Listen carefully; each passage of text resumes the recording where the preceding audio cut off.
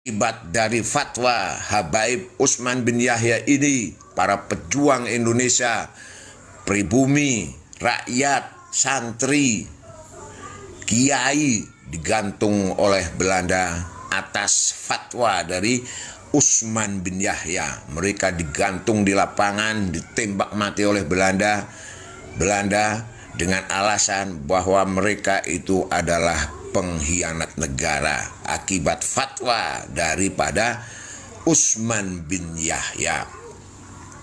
Kemudian para habaib itu dijadikan sebagai kapiten Arab, di mana mereka diberi kekuasaan Latos, tetapi kemudian dikuasai oleh suku Hutsi.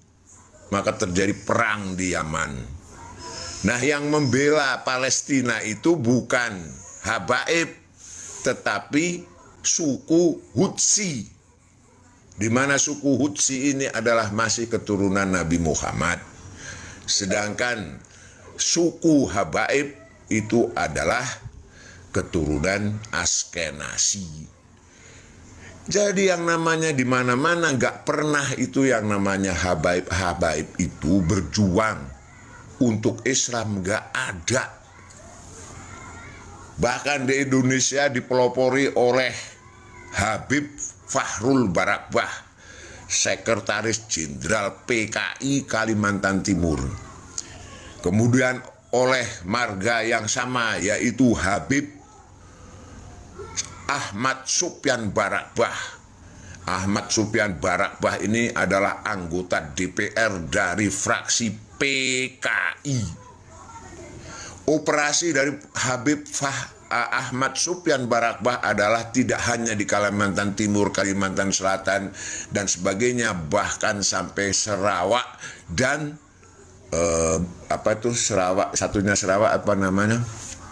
Sabah. Jadi Habaib Barakbah ini mempunyai obsesi untuk membuat seluruh Kalimantan menjadi negara komunis. Oleh karena itu, yang namanya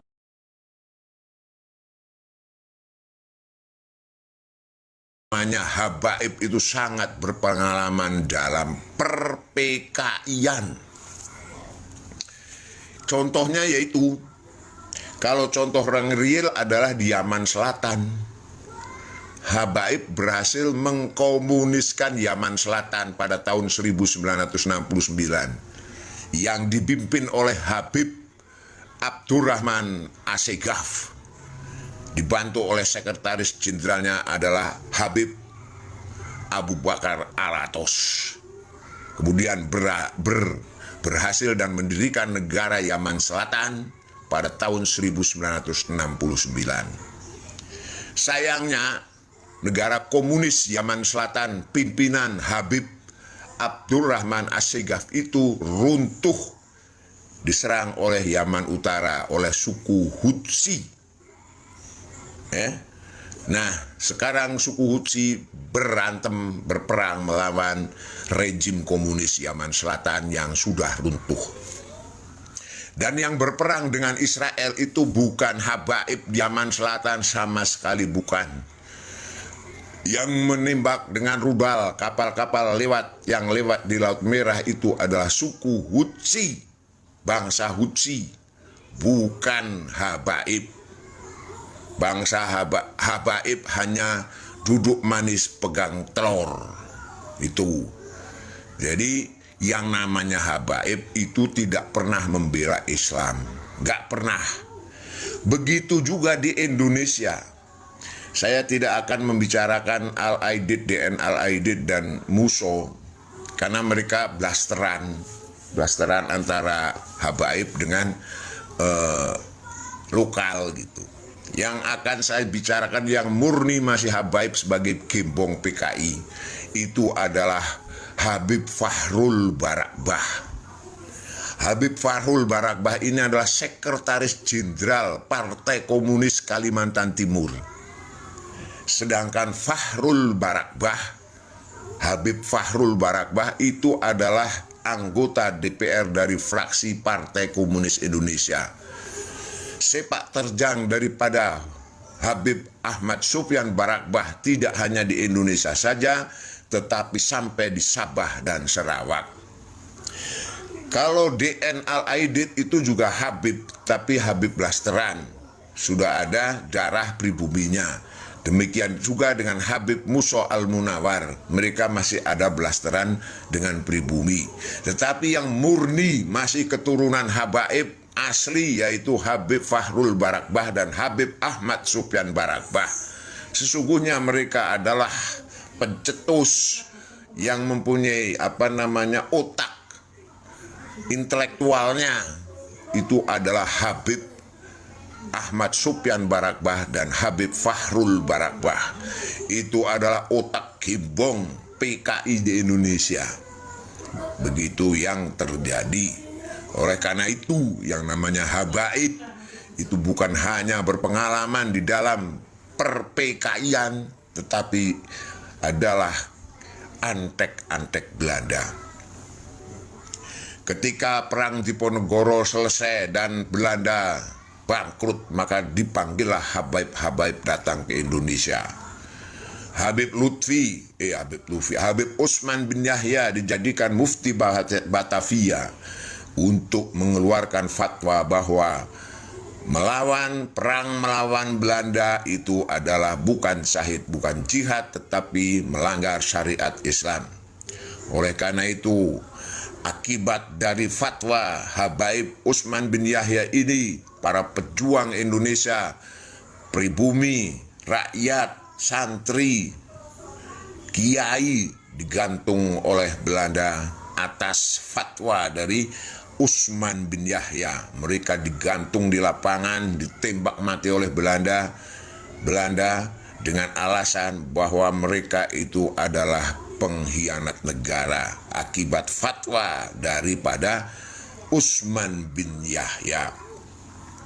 Kemudian para habaib itu dijadikan sebagai kapiten Arab, di mana mereka diberi kekuasaan di daerah-daerah yang telah dikuasai oleh Belanda.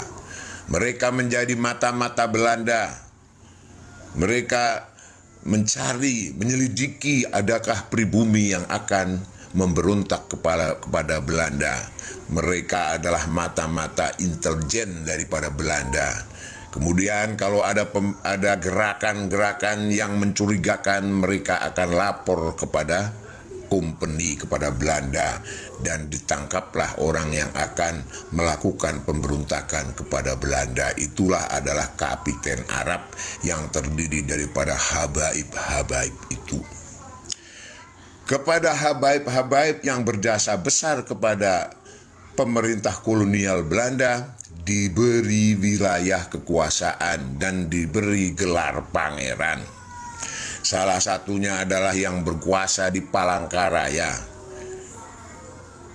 Diberi kekuasaan di situ, yaitu datuknya, kakeknya dari Sultan Hamid II.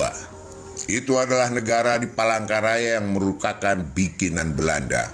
Oleh karena itu, maka yang namanya Sultan Hamid II sangat loyal kepada Belanda.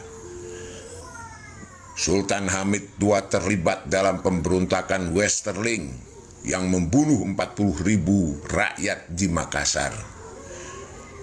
Yang kemudian juga yang namanya Sultan Hamid II ini kemudian mewakili pemerintah Belanda dalam konferensi meja bundar yang membuat negara Kesatuan Republik Indonesia itu menjadi Republik Indonesia Serikat.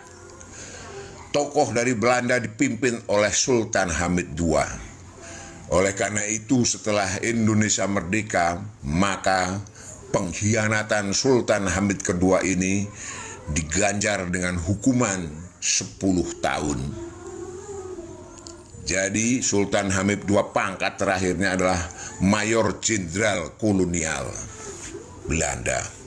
Oleh karena itu, saudara-saudara harus berhati-hati dengan yang namanya habaib. Habaib itu tidak suka Indonesia merdeka.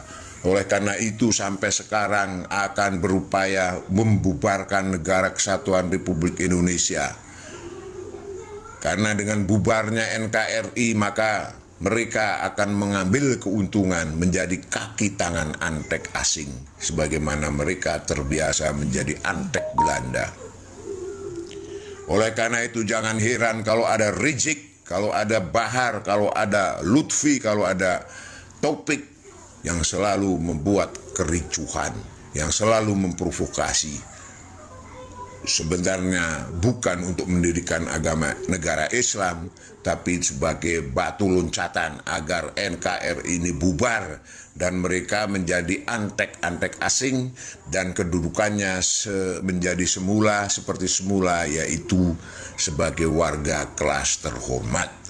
Oleh karena itu maka para habaib itu menjuluki pribumi sebagai ahwal, tidak sederajat yang tidak boleh mengawini anak perempuan mereka. Tetapi itu hanya muslihat, itu berlaku hanya untuk orang-orang yang rendah. Tetapi apabila kamu sebagai pribumi mempunyai kedudukan terkenal sebagai ustadz, sebagai kiai, atau sebagai pejabat, maka kamu diizinkan untuk menikahi para perempuan anaknya habaib. Karena setelah dinikahkan dengan anak perempuannya tentunya jiwa nasionalismenya menjadi berkurang. Itu tujuannya seperti itu. Jadi habaib melarang anak perempuannya kawin dengan pribumi khusus untuk mukibin yang kere. Tetapi kalau muhibin tidak kere, apalagi yang berpengaruh seperti ustadz dan pejabat, maka diizinkan. Terbukti banyak ustadz yang kawin dengan syaripah.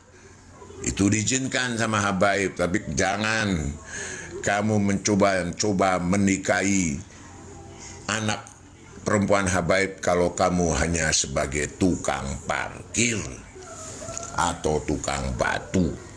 Jadi begitu biadabnya habaib mulai dari zaman Belanda sampai zaman sekarang. Mereka adalah antek-antek Belanda, mereka adalah gembong-gembong PKI yang notaben mereka adalah perusuh-perusuh yang tidak suka dengan negara kesatuan Republik Indonesia. Oleh karena itu para pribumi, hendaklah kalian bangkit, kalian sadar bahwa musuh ada di depan Anda sekalian, bahwa musuh utama dari bangsa ini adalah bangsa yang ingin memecah belah persatuan dan kesatuan Indonesia. Bangsa itu disebut habaib. Habaib adalah bangsa yang berpengalaman di bidang budak, sebagai budak Belanda, sebagai budak asing. Paling berpengalaman di bidang perbudakan, yaitu sebagai penjilat Belanda. Juga berpengalaman di bidang per-PKI-an. Itulah yang namanya habaib, saudari-saudari. Demikian narasi saya, capek aku.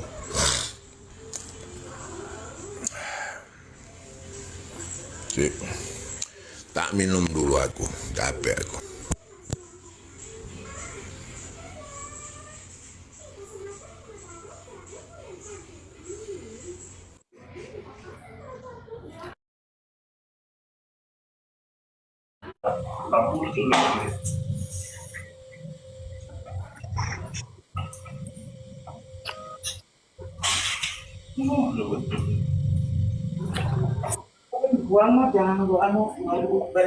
Itu ini suaranya tuh masuk tuh.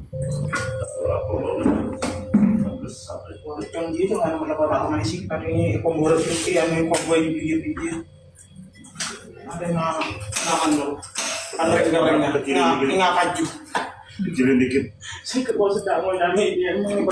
Itu suaranya, ada suaranya itu. Kecilin lagi, Mon.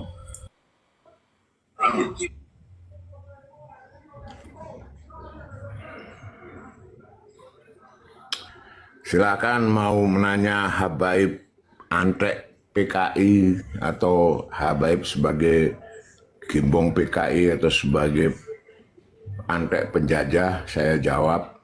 Silahkan nanya.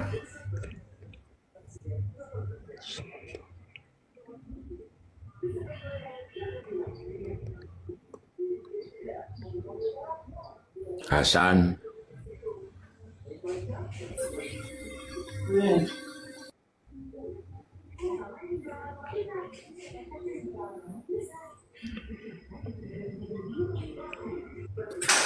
Selamat siang. Selamat siang.